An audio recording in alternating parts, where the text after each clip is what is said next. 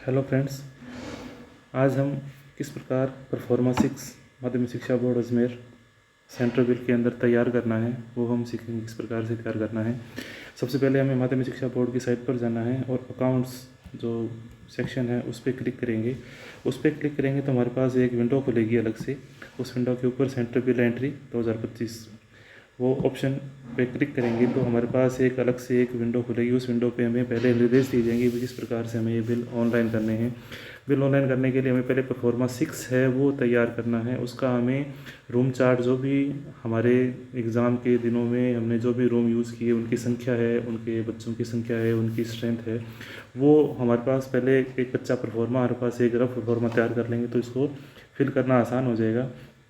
निर्देश को पढ़ने के बाद में हमें लॉगिन और पासवर्ड के लिए कहेगा तो लॉगिन हमारा सेंटर कोड होगा और पासवर्ड जो है वो हमारा प्रीवियस ईयर का मोबाइल नंबर जो होगा, जो CS के नाम से मोबाइल नंबर जो अलॉट था उसी नंबर से हमें पासवर्ड के साथ हम लॉगिन करेंगे। लॉगिन करने के बाद हमें फिर एक निर्देश देगा कि बिल भरने के लिए या बिल तैयार करने के लिए हमें परफॉर्मा 6 या प्रपत्र 6 को हमें परीक्षा के उपयोग में दिए गए कमरों की संख्या को, जो छात्रों की संख्या है वो अनिवार्य रूप से भरनी है।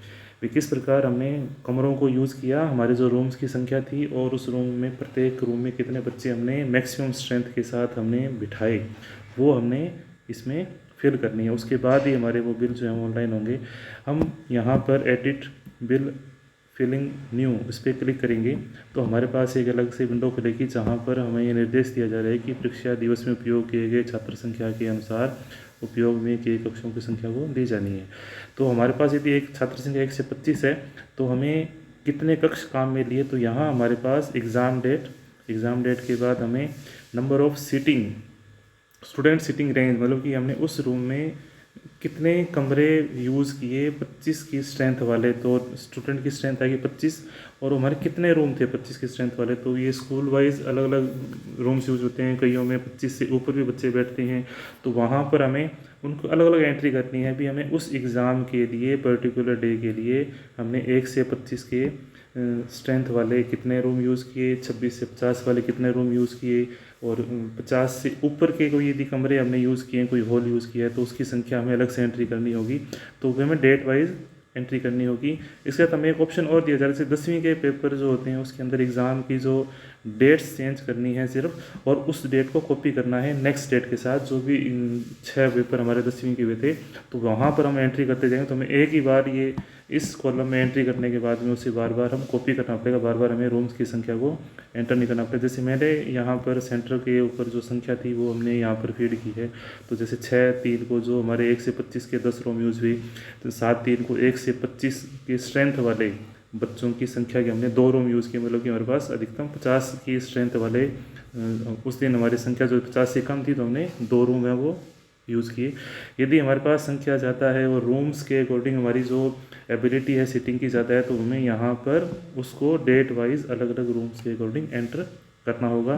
जैसे यहाँ पर जो आपको दिया जा रहा है एग्जाम्पल के रूप में दिखाया जा रहा है कि मेरे पास 1 से 25 ही की स्ट्रेंथ वाले रूम थे सारे, और जिस डेट वाइज मैंने कितने कितने रूम यूज़ किए वो यहाँ पर एंटर करूँगा। और जैसे ही हम एंटर करेंगे तो हमारे पास ऊपर लिंक आएगा परफॉर्मा 6 या क्रिएट परफॉर्मा 6। जैसे यहाँ पर हमारे पास ऑप्शन आ रहा है यहाँ पर क्रिएट परफॉर्मा 6, तो इस पर क्लिक करेंगे। तो जैसे ही क्लिक करेंगे तो हमारे पास ये PDF के रूप में हमारे पास एक ऑप्शन यूज़ हो जाएगा। इसको प्रिंट करने के बाद में CS के सील और साइन होंगे, उसके बाद ये साथ में अपलोड होगा। उसके बाद हम सारे परफॉर्मा बिल है वो अपने तैयार करेंगे।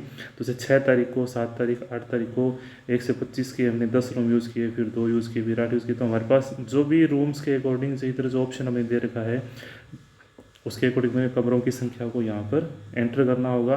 और हमारे जो इन्विजिलेटर की संख्या है वो भी हमारे पास ऑटोमेटिकली यहाँ पर आ जाएगी भी कुल कितने इन्विजिलेटर लगे, सुपरवाइजर कितने थे और रिजर्व कितने थे, जो भी संख्या थी यहाँ पर ऑटोमेटिक फीड हो जाएगी। और इसके अकॉर्डिंग ही हमारा जो है वो बिल है वो बोर्ड के द्वारा पास किया जाएगा। यदि आप इसमें संख्या आपकी ज़्यादा आती है या कम होती है तो आप उसके अकॉर्डिंग अपने आप को रूम चार्ट को आप वापस चेक करें और रीवेरीफाई करें, उसके बाद ही ये बिल जो है वो अपलोड करें। तो ये परफॉर्मा 6 बनाने का साधारण सा तरीका है जिसको हमने अभी सीखा। धन्यवाद।